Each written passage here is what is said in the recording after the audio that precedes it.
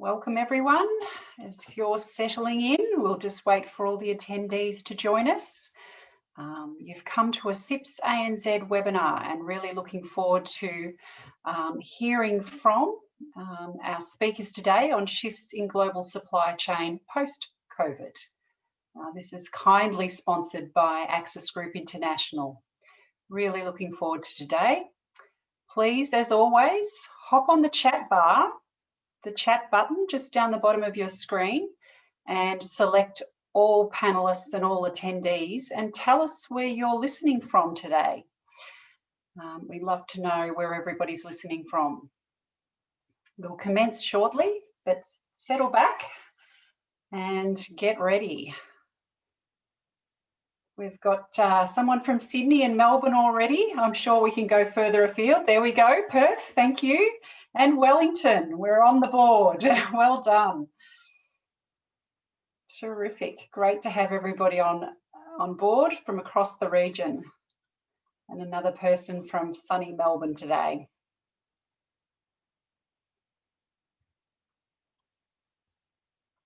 And Brisbane's just made the board. Welcome everybody. We're going to get started. This is a CIPS ANZ webinar, Shifts in Global Supply Chains Post-COVID, Revisiting the Strategic Choices and Practical Issues in Global Sourcing. And this is kindly sponsored by Access Group International. Before we begin, I'd like to acknowledge the Wurundjeri Woi Wurrung and Bunurong peoples of the Kulin Nation. They're our traditional custodians on the land of which I present today, and we pay our respects to their elders, past and present, and extend that respect to all Aboriginal and Torres Strait Islander peoples today. And for New Zealand listeners, Tēnā koukou, tēnā koukou, tēnā koukou katoa. We have a number of registered attendees here today and really looking forward to listening to our speakers. A little bit about CIPS, for those who don't know us, we're the Chartered Institute of Procurement and Supply, and we're your global professional body for procurement and supply professionals. We're dedicated to promoting best practice and continuous improvement in professional standards and raising awareness of the contribution that procurement and supply management can make to organisations. But before we get started, let's do a bit of Zoom keeping.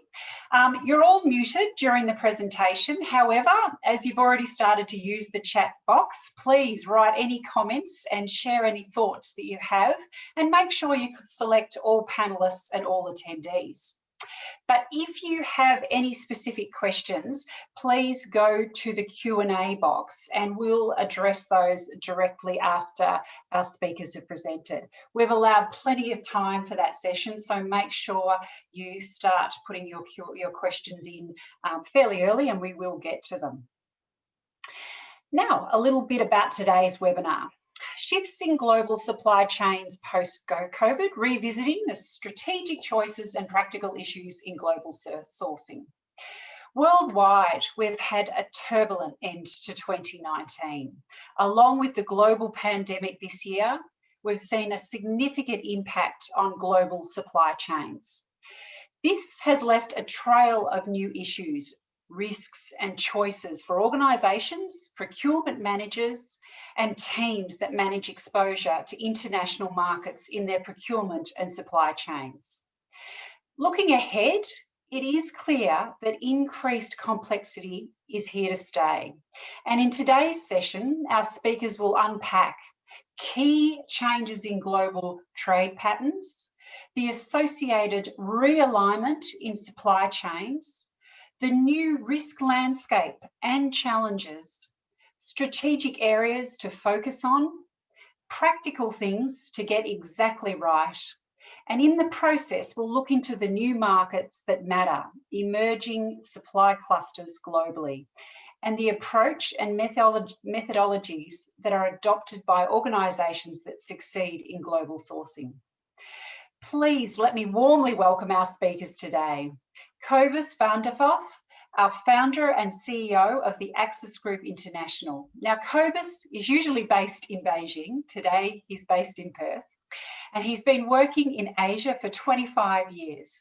Before founding Axis Group and the Beijing Axis, he was head of investment strategy and global market research for Asia Pacific for Standard Chartered Bank. Prior to that, he was a senior strategy consultant with the Boston Consulting Group in Asia. In his early career, he was an emerging market investment strategist in London, a treasury economist with Standard Merchant Bank in Johannesburg, and an economist with the South African Reserve Bank in Pretoria. He holds an MBA, a Masters of Business in IT, a Bachelor in Commerce with honours degree in Finance, in Investments and in Economics. He is an adjunct professor at the University of Cape Town Graduate School of Business, International Strategy Department, teaching doing business in Asia, in China and Asia. We also warmly welcome Rachel Wu, Managing Director, Asia Access Group. She is responsible for global business development, all client solutions and overall P&L.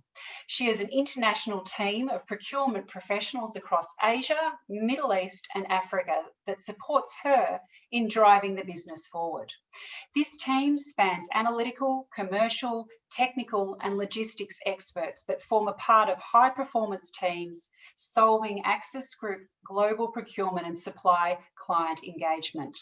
Her expertise is in global procurement, supply chain procurement, commercial transaction management, international business, complex negotiations, risk and strategic development.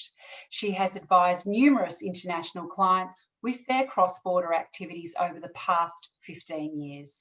Rachel is also from Beijing and has lived and worked in Australia, Singapore and the rest of Asia and Africa. She has travelled extensively over the past years and is currently based in Beijing and Shanghai. Actually, currently based in Perth today. Before joining Axis Group, she worked in senior roles in management consulting, supply chain and logistics. Rachel holds an MBA and a BA, Bachelor of Arts in International Business and Trade. Without further ado, let me hand over to Kobus and Rachel. Thank you.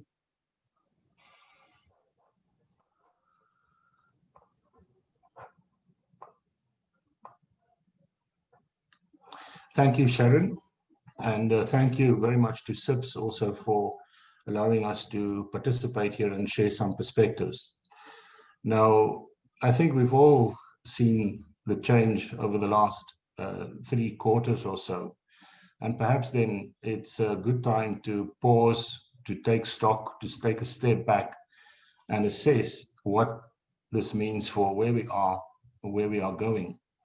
And really, so much has happened that it's very difficult to synthesize this into just a few key points. But I still think it is possible to lift out some really important, salient themes and trends and takeaways.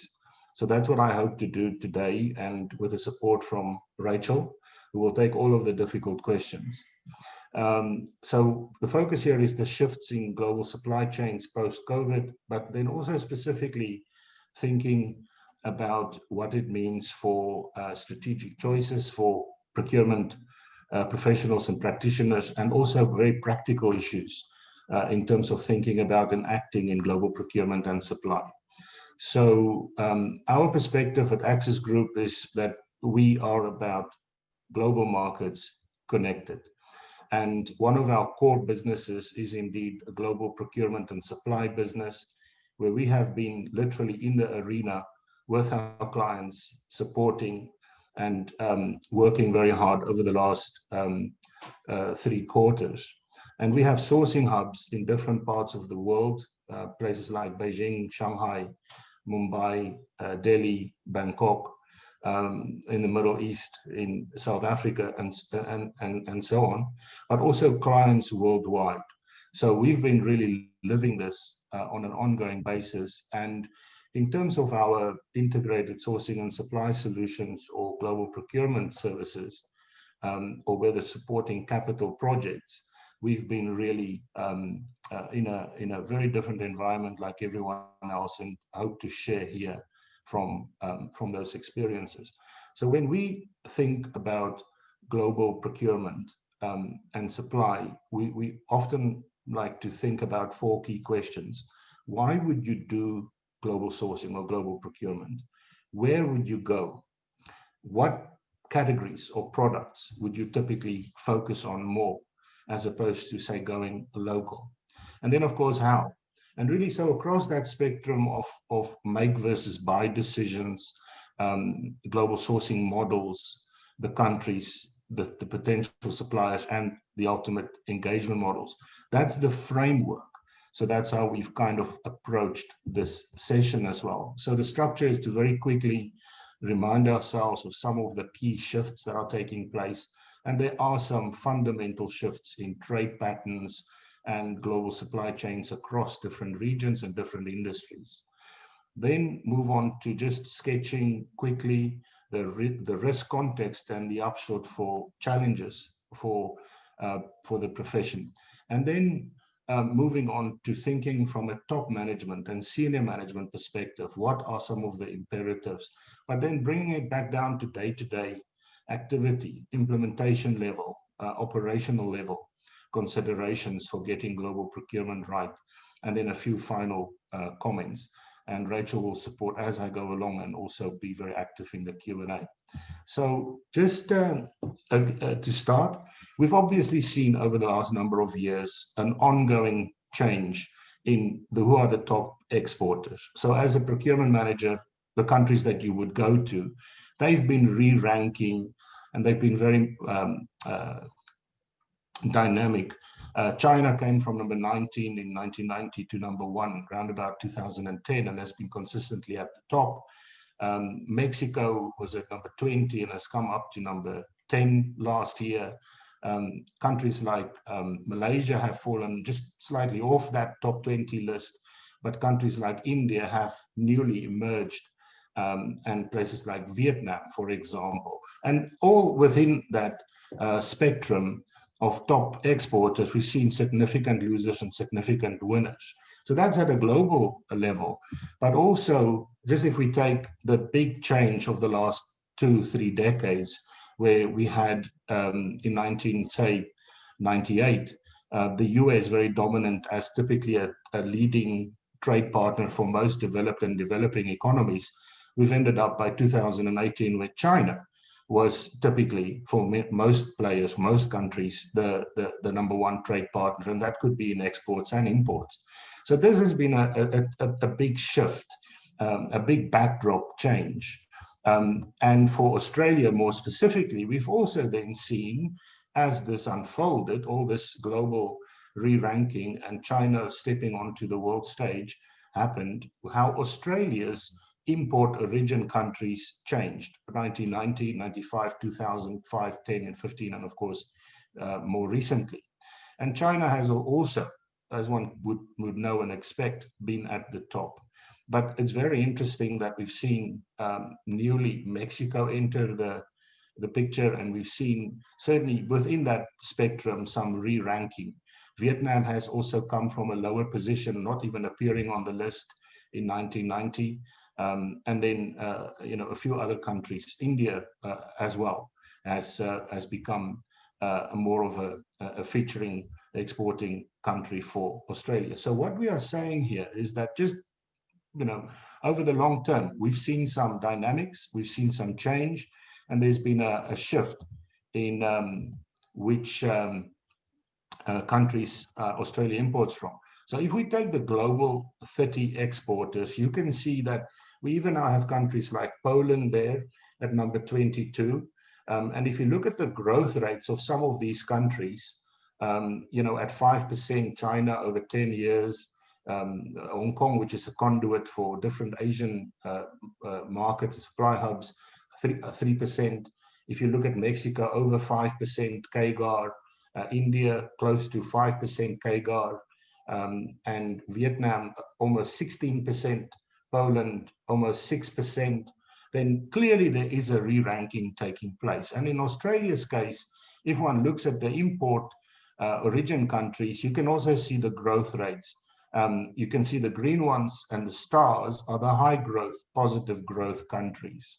And the red ones are the negative growth countries. So it's implicit in this, very much, and explicit, you can add, that there is a re-ranking. So which companies, which industries, which parts of value chains are the progressive ones getting it right? Of course, there would be an underlying wish and urge to go local, especially given some of the risks that were uncovered during PPE and COVID-related sourcing over the last 9 months. But Australia is not going to have the industrial base that everyone would want it to have overnight or even in the medium term. Let's hope in the longer term. But it does mean global trade is a reality, and this is the re-ranking that has been taking place. So what we see is that going forward, if one takes just very quickly the top 100 global imports of Australia, a lot of detail, don't worry too much about the detail, but simply to say that machinery and electronics, transportation, textiles, and chemicals are going to be in the 9 broad categories, the ones that will see more shift. In terms of countries that Australia imports from. Now, if you are sitting in a business where you're not planning to change anything, then you're kind of bucking the trend a little bit. And that's the point we're trying to make, because of rising costs in places like China, and because of newly invested infrastructure in places like India and elsewhere in Southeast Asia, and perhaps in Poland and Turkey, and even further afield in Mexico, there will be a re-ranking. And this means on the back of COVID, that we are going to potentially see this accelerated. So if we just then dive a little bit more deeply into Australia's imports, if we take the top 5 countries that Australia imports from, number 1, China, number 2, the US, 3, Japan, 4, Thailand, and 5, Germany, and you take the top 10 imports, you can see the green and the red, the growth rates over 10 years, dramatic. And that tells us how dynamic this is. Now, who has the strategic intelligence in the teams to be able to watch this, to dashboard this, to preempt, to anticipate, to know whether it should be China versus India or India versus Southeast Asia, or whether to look at Eastern Europe? And where does local sourcing now, reshoring or nearshoring or onshoring, where does that fit within your planning? So it's a very complex puzzle, but what we can say is it's very dynamic. And to prove the point, in the 3rd quarter, we saw that year-on-year growth for the top exporters looked like this. You basically had 4 countries with positive export growth. Vietnam, number 1, China, Taiwan, and Turkey. And then small negatives to very big negatives. Now, this, of course, was as a result of BCPs and logistics bottlenecks, and the crisis impact of COVID, but some of this will persist in the sense that there are new winners and losers. And if someone had in the past their top 4 suppliers, say in China or in Thailand or in India, they're now thinking differently, typically, where to go, how to diversify, what can be brought back onshore, and what cannot, and how to diversify that. So that's the backdrop of shifts that we are seeing unfold for some time already, but also more recently. How does the risk context then look at this point in time? So at the end of last year, we had a particular risk history. There was a US-China trade war with ripple effects all around the world for everyone. There was the prospect of a US election, which we currently painfully still living through. And some geopolitical tensions here and there, technological shifts, AI, machine learning, digitalization, and of course, environmental challenges. Then with 2020, COVID unfolded, first the health crisis, then some, first order, second order effects in supply chains. And then of course, unemployment, bailouts, at a national and international scale, causing budget deficits, lower growth, shutdowns in factories, shipping, exports, and deep, really impact economically. And then even some geopolitical quakes as one would have expected all along. And where we are now towards the end of 2020, we're really going into the next phase where we still have all of those risks. None of them have fallen by the wayside.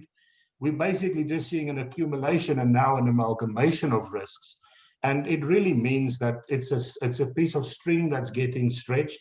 Some companies will not make it, will not survive. Some will correct. Some industries have been decimated and will not recover for years to come. Some have actually accelerated and moved ahead. And if we are in inbound supply chain management, procurement and supply management, knowing what our suppliers are going to live through and their suppliers has never been more difficult or more important. And that is the risk context that we are sitting in. Further out, we're even expecting deeper tectonic shifts, things that have been happening now in terms of mindsets, the way we think, the way we consume, the way we do things, the way we live, the way we work. And that implies not just that we have a new normal now, but probably a new normal too, that we cannot even possibly predict. And some localization, still some offshoring, reshoring, nearshoring, onshoring. This is a very turbulent environment through which to work. And what it then means is that the organizational thought process must adapt, fundamentally, irreversibly adapt, and we must take key lessons and shape new thinking. So clearly, some key lessons that we must bear in mind is that black swans do exist. It's often seen as something hypothetical or theoretical or academic, but no, they do exist. And in supply chain, we need to plan for that. We need to get the basics exactly right. When things go wrong, we cannot start to learn and say, what is the 101 or the ABC of getting this right, or BCPs? The basics must be sorted so that we can work on the higher value added elements. The interconnectedness of things cannot be overemphasized. We need to make sure that through all the ranks of the organization and all regions and businesses, we understand internally, but also externally, how interconnected things are, and even between different countries and regions and industries and upstream and downstream value chains. And of course, it means that we need to make sure that we have holistic thinking and a holistic view, because we cannot have blind spots. And in a way, we're all just living through all of this. We need to go back and rethink. What habits do we have? What orthodoxies do we hold that are no longer valid, that we just assume without even realizing that? And the thinking that needs to shift is around this dictum of preempting and anticipating, and thinking global and thinking globally. And then visibility in a supply chain where you might have 10 or 20 countries in your global sourcing program, and you have to have visibility in all of that. Every container, every contract, every shipment. And that is not easy. That is indeed a tall order, but that is exactly what we're asking. That is the new thinking that we need to adopt. And the idea of mitigating cost and it being too, mitigating risk and it being too expensive, and therefore we don't mitigate. We just hope that this is a black swan that will never happen. That needs to be really carefully assessed and reassessed. And the old classical risk matrix of probability and impact now needs to be front and center for everyone to truly understand, given what we've seen recently, what is really our risk profile and what are our plans for when things start to happen. And all of this cannot be rule-based or a tick box where we follow a certain set of instructions. We need to work at the organizational culture level, because that is really, I think, the only way that we can overcome. And then if we move from that to some strategic perspectives, what does this mean for top management, for senior management, for us as practitioners, but even more across the organization? Certainly, clearly, for myself, and this is something that Rachel and I have often talked about, global procurement and supply, and just, I think, procurement generally, needs to now be elevated to the top table more than ever. Now, I've been to so many CIPS conferences where this is being said in a closed room, and we all agree on it, but it doesn't necessarily happen, and it doesn't necessarily roll out the day or two after the conference. But clearly, we must use this opportunity as a profession to work differently, to do a different type of sales job. In another 3 or 6 months after stability returns, people will forget. And we must make sure that they never forget. We must absolutely ensure that that risk matrix is in the mind of the CEO, in the mind of the top team, and that we have a voice and a place at the top table. So this clearly is a must. It is true, I think, for all kinds of procurement, local procurement, services procurement, and across the spectrum, but certainly when you're connected to places around the world that you cannot even visit, and where you have second, third, fourth tier suppliers that you don't have visibility on, this becomes crucial. The second point is just the information aspect. The quality and speed of information becomes really a differentiator between successful outcomes and questionable outcomes or uncertainty on outcomes. So having a risk radar that picks up the right signals, processes that, and communicates that at speed and good quality information to support decision-making, real time, becomes absolutely strategic. And then just back to this idea of a supply-based portfolio, where the local procurement close by, multi-country, or China +1 or +2, or low-cost country, or global procurement, to the full extent. This becomes a really important point for analysis, for decisions, and an area in which to now continue some work. Even if markets stabilize, we go through the next phase from a BCP phase to a normal phase. We need to rethink what means, what does it mean to say we have a truly sustainable supply chain with the right portfolio of suppliers in it.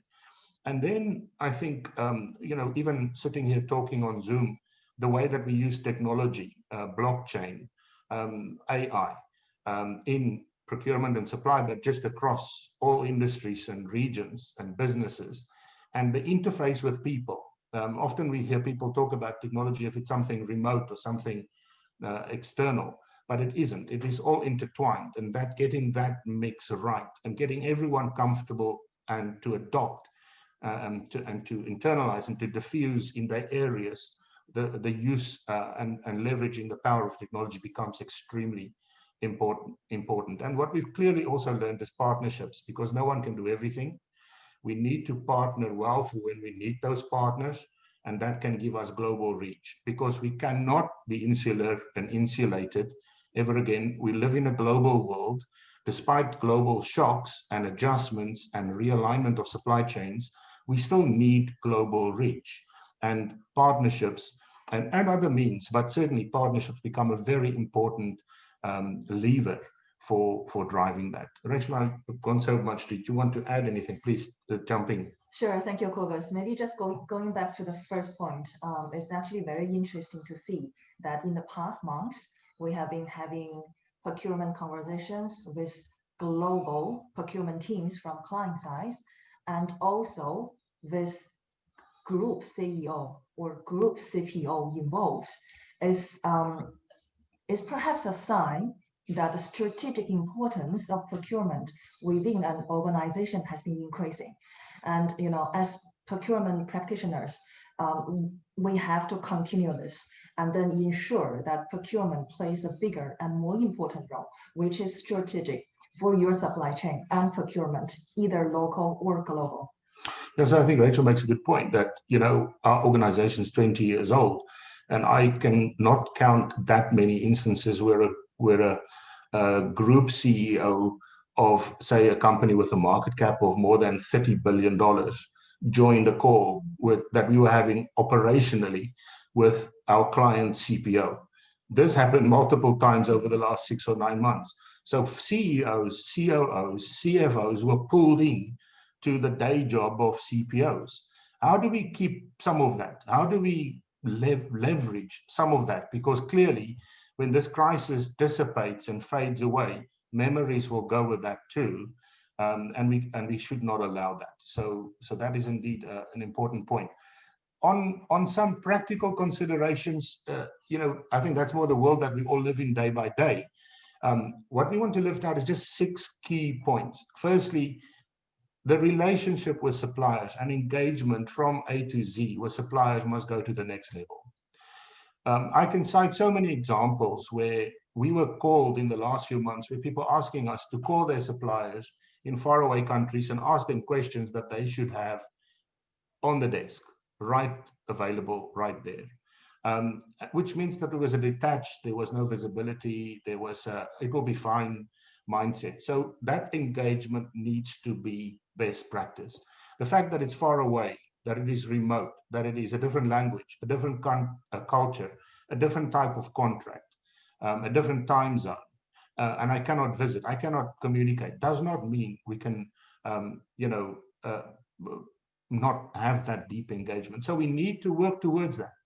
The second one is logistics and supply chain as a whole comprehensive chain needs to be optimized.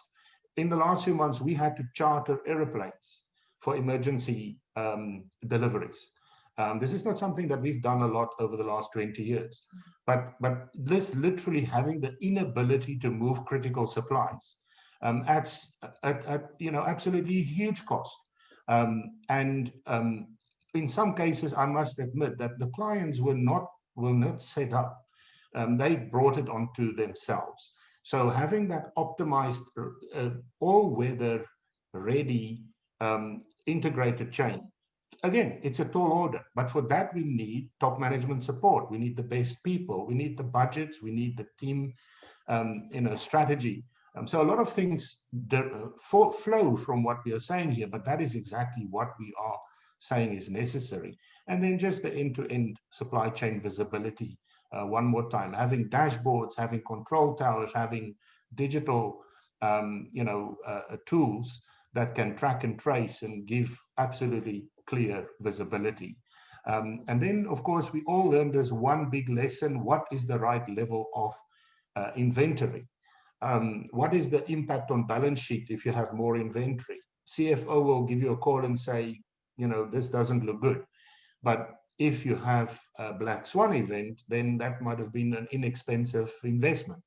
So this is an area that really, I think, will see a lot of thinking, a lot of research, a lot of debate going forward. And I think for different organizations, they all need to make sure that they understand this better and manage this optimally.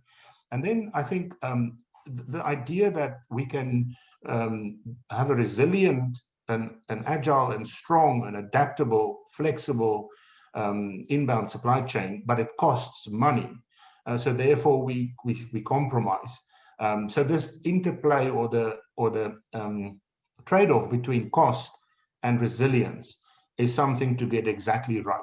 And it may not be that across your entire spend, you have the same rules, the same decision-making, or the same approach, but you need to be able to understand lead times, criticality, what supply and demand disequilibriums may set in the event of a crisis, whichever crisis or form of crisis that might be, and then making sure that we are at least resilient in those areas and maybe pay some money away towards that. So generalization no longer possible. We need to be very specific. And then a final point here on the sustainable sourcing, and we're thinking here of modern slavery, we're thinking of just broadly corporate social responsibility, safety, health. A lot of corners have been cut recently on contract terms, on, and they're just getting the job done because we're in a crisis. And we should not lose sight of the fact that we do need to adhere to certain minimum standards and principles, and specifically on sustainability, not cut corners because there's a new crisis. Two mistakes don't make one right. So this, I think, is a very important point as well. And then we're getting towards the end to start to wrap up. But just to go a little bit deeper into this idea of the practical considerations, what we have seen with our client base is that they generally have things working. When a crisis comes, generally things continue, but there are flashpoints. They have, call it a pain point or something unexpected that pops out as something they cannot really easily deal with. What is that area for you? what does it mean to say you need to do the right things right? So obviously, firstly, you need to determine what the right things are, and then how do you execute? But if you take the chain of activity from upstream thinking, you know, which markets will we go to clusters, to specific countries, to supplier analysis, identification, analysis, engagement, and then ultimately maybe call it the logistics management and final deliveries, there are all these pockets of areas where you need to show excellence. Analytics, global category strategy, the people, languages, for example, and you know, ability to negotiate multiple contracts over multiple cultures and regions and time zones in different languages at speed, partnering, understanding when a fast-moving environment, what if you start to pay higher prices because of supply and demand disequilibrium, what is the total cost of ownership impact? And then just really, when everyone is starting to run BCPs, work from home, you can't call them, you don't have a mobile phone, how do you do supplier relationship manager for countries, you know, that are far away around the globe? And contract management, supplier performance management, even deeper, higher order objectives like true supplier development. If you're thinking of long-term relationships, how to continue to do that during times of COVID, and quality management. So we've had a lot of clients come to us and say, listen, we cannot do inspections. We cannot do modern slavery audits. We cannot travel to China or to Bangladesh or to India or to Thailand.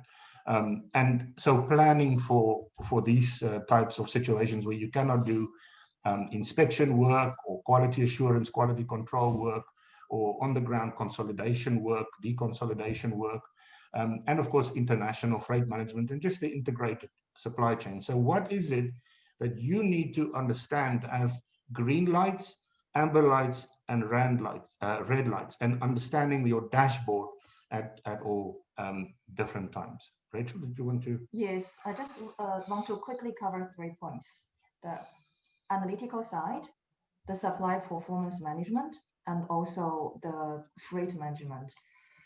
Every business is currently under pressure for cost reduction, but we do not need to, by changing suppliers, be exposed to the risk of quality or to jeopardize quality, and also be exposed to the risk of unethical procurement. Some investment at the initial phase of strategic sourcing via analytical work can actually help us to do it in a smart way. We can reallocate a part of your supply or a part of your supply chain into different areas.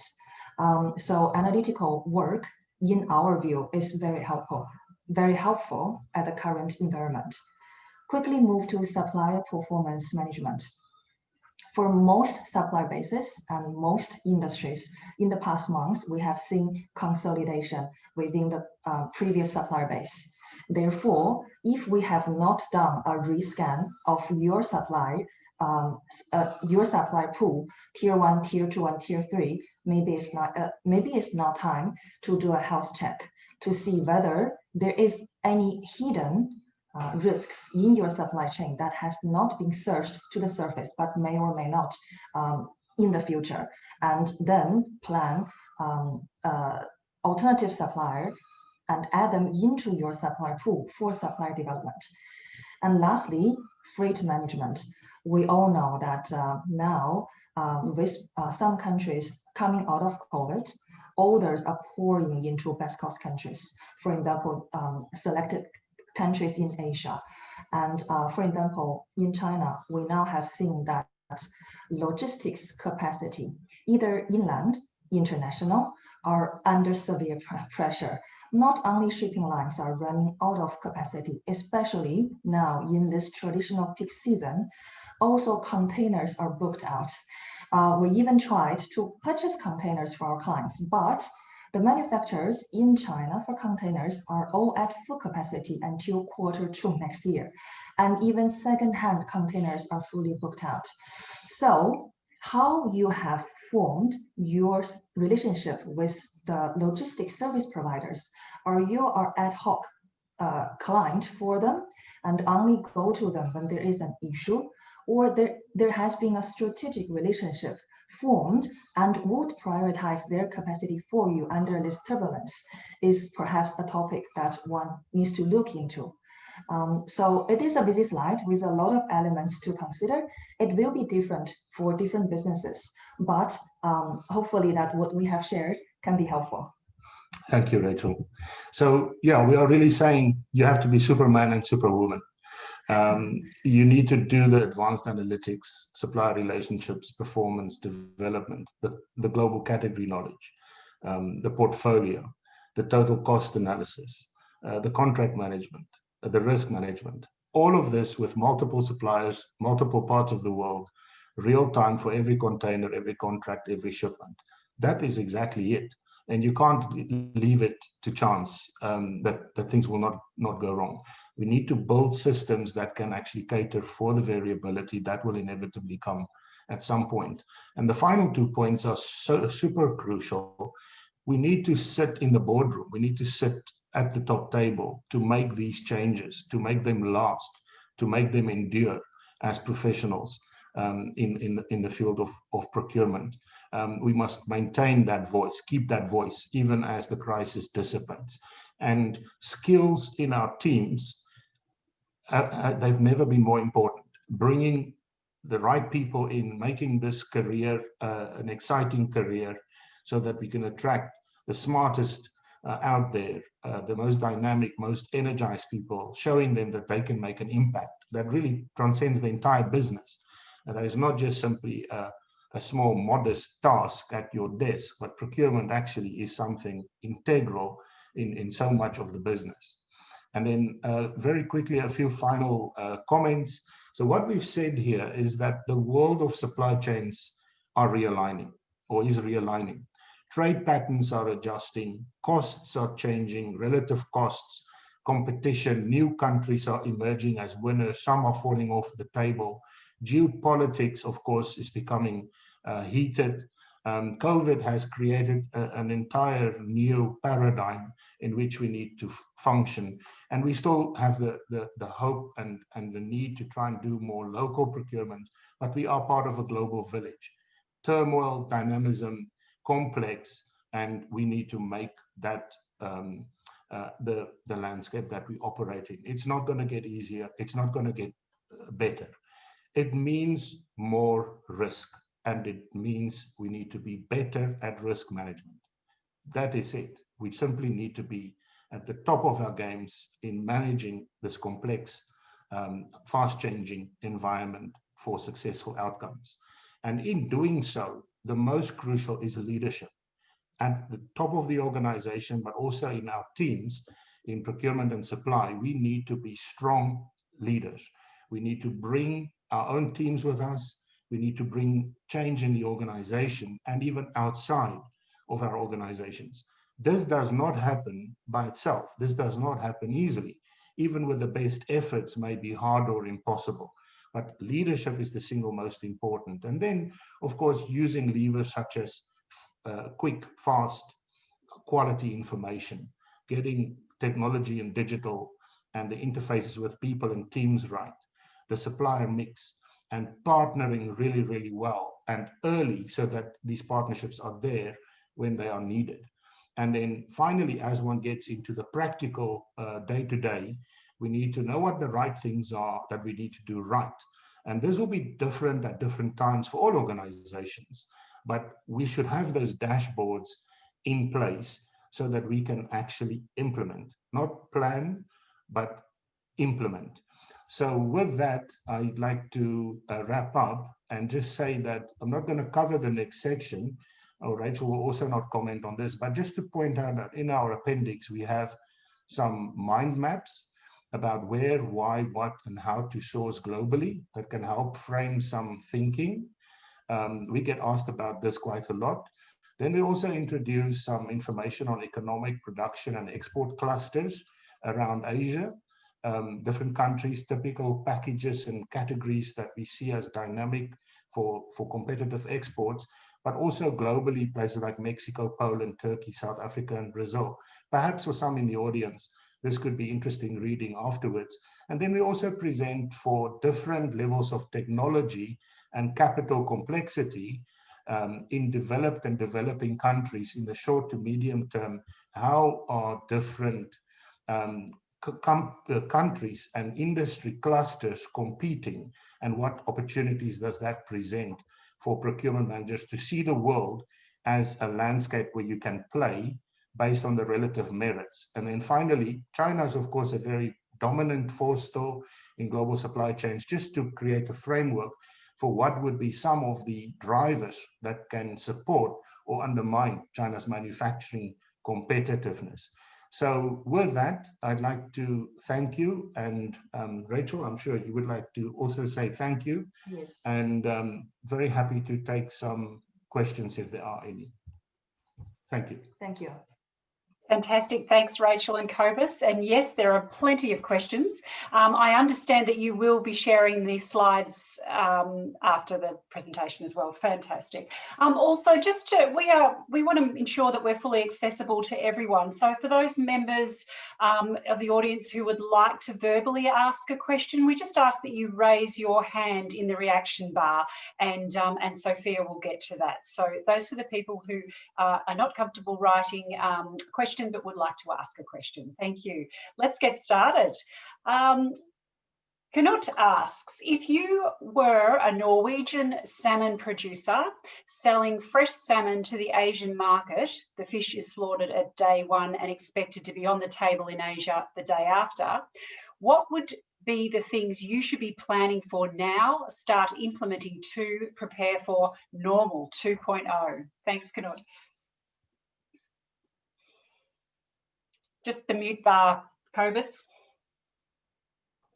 Yeah, this is an interesting question. We actually, global procurement and supplies is a core business, but we have a market expansion business where we import and distribute products into China and a few Asian countries. So this is a question that we've been facing, where you need to have a cold chain that works, even if there are fewer flights and much less availability on those flights.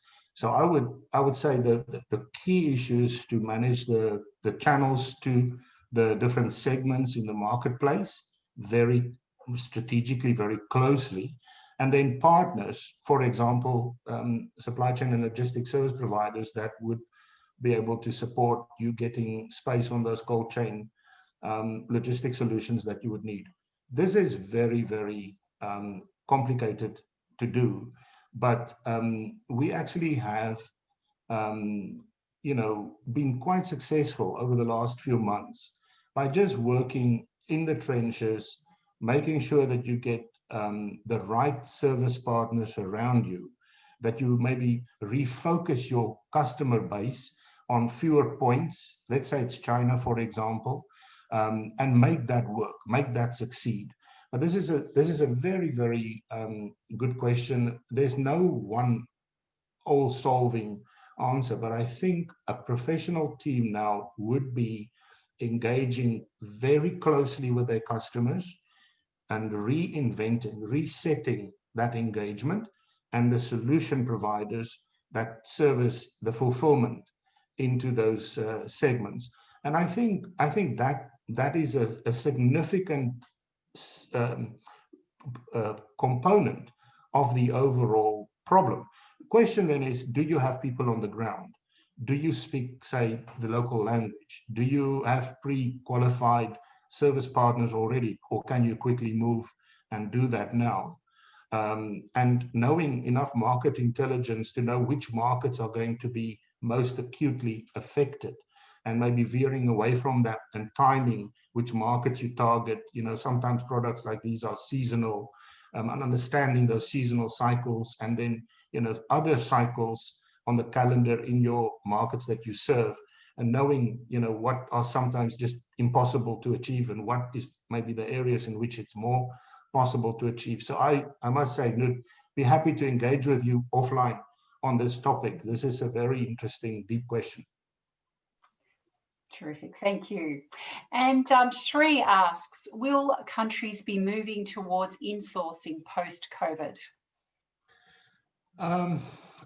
We see that people want to do it, but what does that mean? It kind of assumes that you have the alternative available.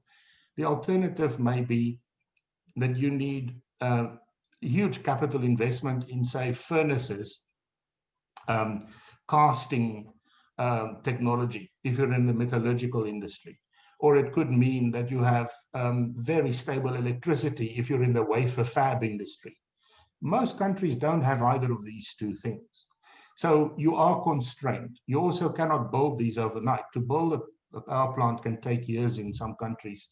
And there could just not be the available capital. So of course, I think wherever possible, people will start to get closer to home, try to create visibility in the supply chain that way. Inevitably, they'll also make some mistakes in the process and start buying locally from traders that buy globally and have a fake sense of security and visibility. So please avoid that mistake. I think it is about doing a spend analysis and a strategic analysis and saying what is viable to bring closer to home, to do ourselves, to build ourselves, to make ourselves internally, or to buy across the street in our local market, or maybe from another state. But inevitably, a very sizable chunk of that spend will be imports. And then facing up to that and building a system with all the right components to it that can service that well and solve that well. But I think the underlying, yes, everyone has been burnt. People feel exposed. They've seen the fragility of international supply chains, in fact, of all supply chains. And that instinct is to make it simple and make it safe. But the world is already so globalized. With $19 trillion of global exports, we're not going to see that shrink to nothing.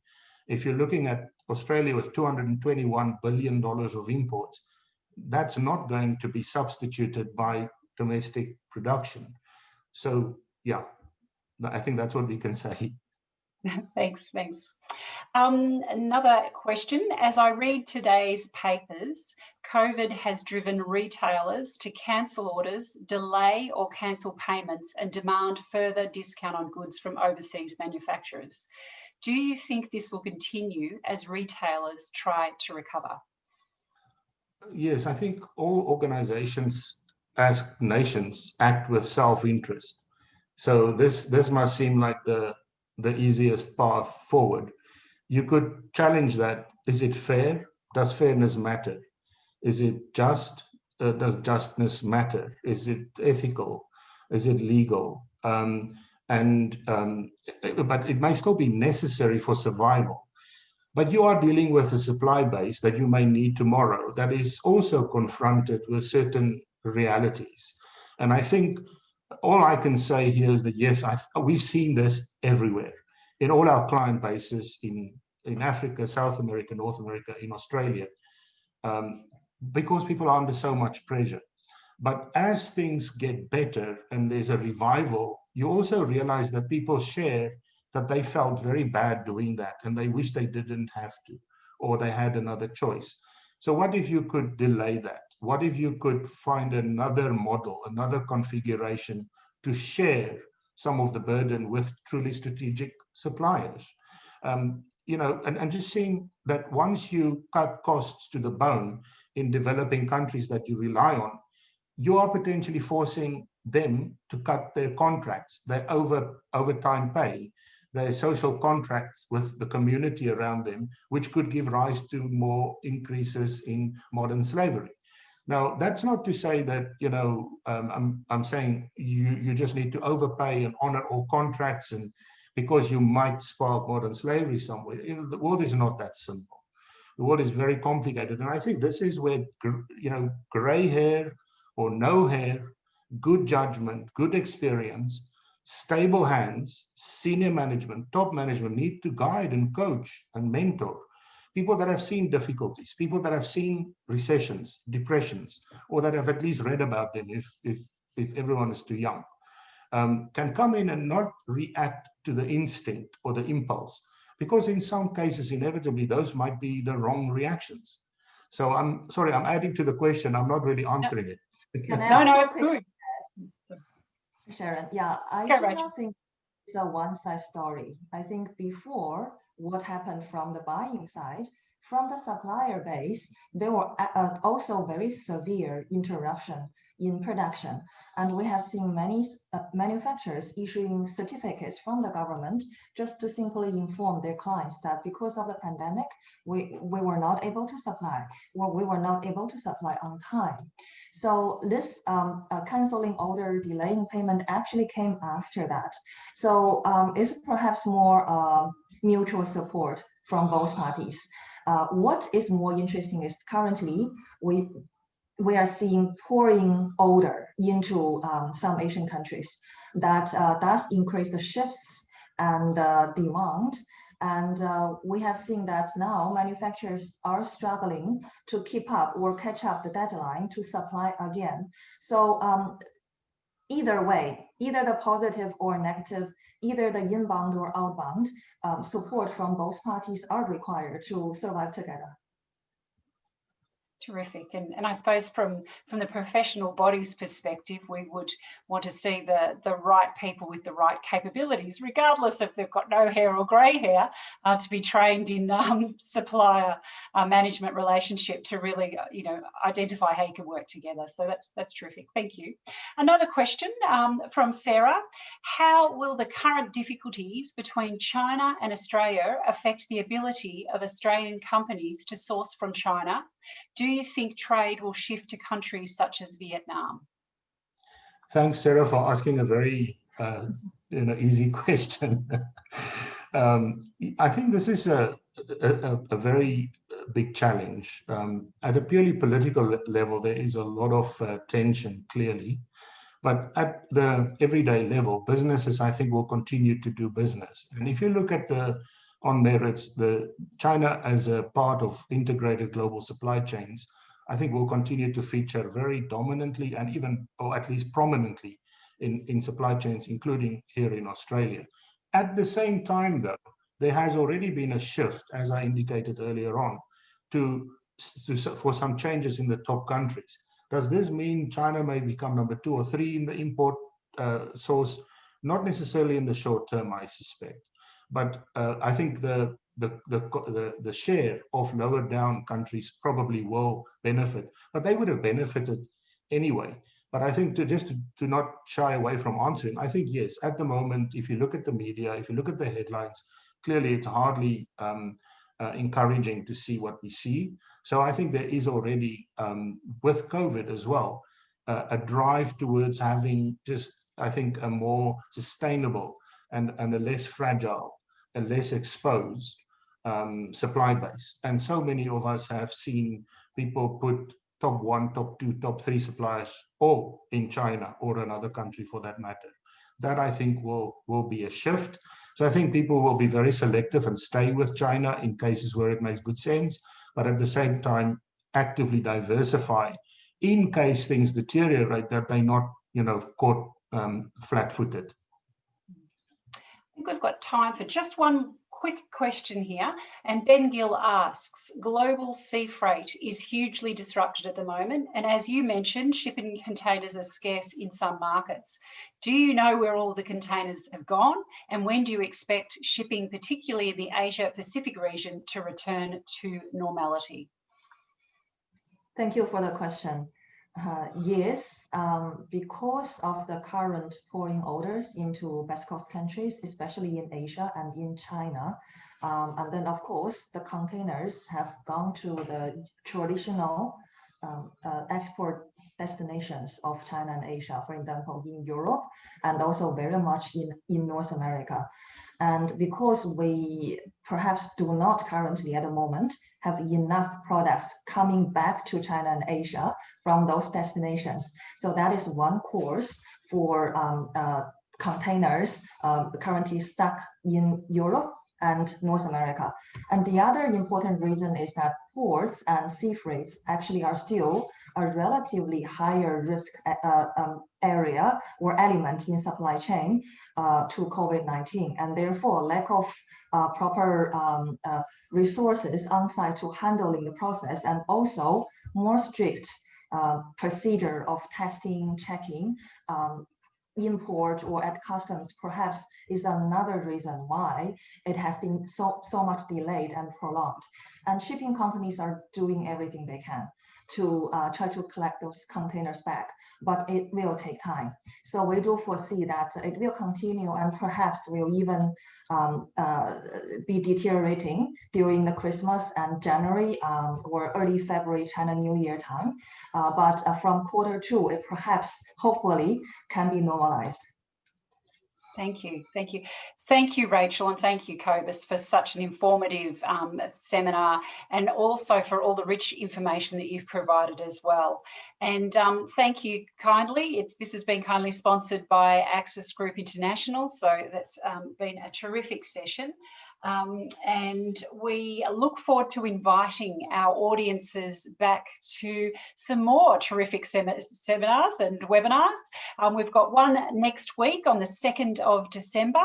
It's our Women Leaders in Procurement and Supply. This has been a 4-part series, and we're holding the final one for this year. And in this webinar, we will have a theme of wisdom and courage. And I'm really looking forward to interviewing Marley Smith from ASC, Cindy Dunham from Orica, a fellow from Orica, and Sarah Cotgreave, a fellow who is a consultant. Then also next week on the 3rd of December, we'll be looking at the Modern Slavery Act and key compliance trends and next steps. So that's a workshop webinar in collaboration with the Australian Border Force team and Informed 365. So that'll be a terrific one. So for more information on those webinars and all of CIPS Australia and New Zealand's information, go to our website at cips.org or go to our LinkedIn page. And please, I ask, before you leave today, please do our post-event webinar. It's a great way for us to build and do better next time. But to Rachel and Kobus, thanks again. A great session. And also thank you to our sponsor, Access Group International. Until then, see you next time. Thank you. Thank you.